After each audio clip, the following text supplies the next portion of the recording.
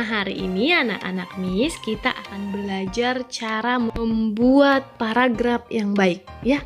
Nah, kemarin Miss sudah mengajari anak-anak Miss sekalian di video pembelajaran kita sebelumnya bahwa paragraf-paragraf itu terdiri dari apa?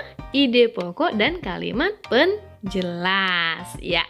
Nah, jadi anak-anak Miss semuanya, paragraf yang baik hanya memiliki satu ide pokok atau topik ya.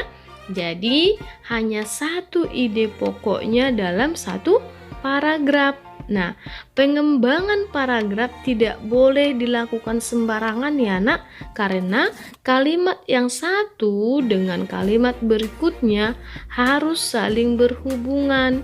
Nah, jika terdapat kalimat yang tidak berhubungan, nah itu akan membuat pembaca sulit untuk memahami informasi dari paragraf tersebut. Nah, contohnya ada di buku kita paragraf tentang bersepeda.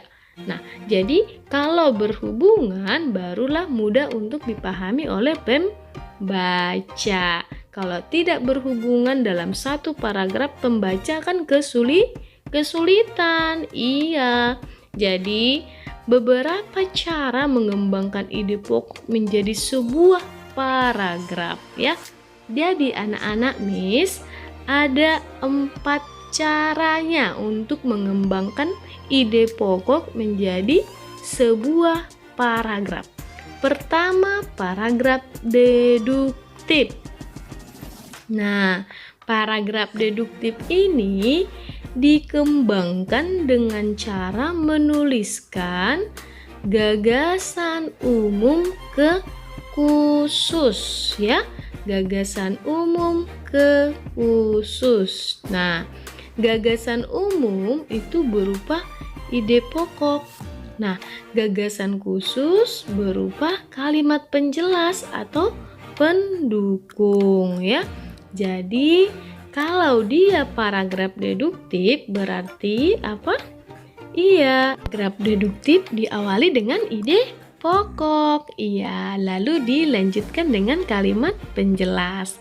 Kedua, yaitu paragraf induktif. Nah, dikatakan dia paragraf induktif karena dikembangkan dengan menuliskan gagasan khusus ke umum. Berarti kebalikan dari paragraf deduktif. Nah, dari khusus ke umum berarti dimulai dari gagasan yang khusus.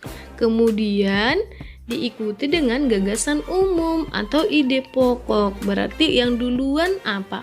Kalimat penjelas dulu di paragraf itu dijelaskan, lalu nanti terakhir-terakhirnya dibuatlah ide pokoknya. Nah, itu disebut paragraf induktif.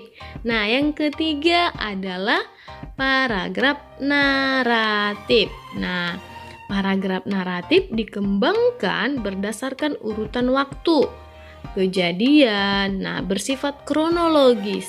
Tahu anak Miss apa kronologis kan? Sesuatu yang terjadi bagaimana? Misalkan ada seseorang sedang dibawa ke rumah sakit. Apa yang membuat dia? Apa kronologinya? Kenapa dia dibawa ke rumah sakit? Misalkan dia sakit perut. Nah, disebutlah itu paragraf naratif. Nah, jadi paragraf naratif mengungkapkan peristiwa atau kegiatan yang terjadi secara berurutan ya.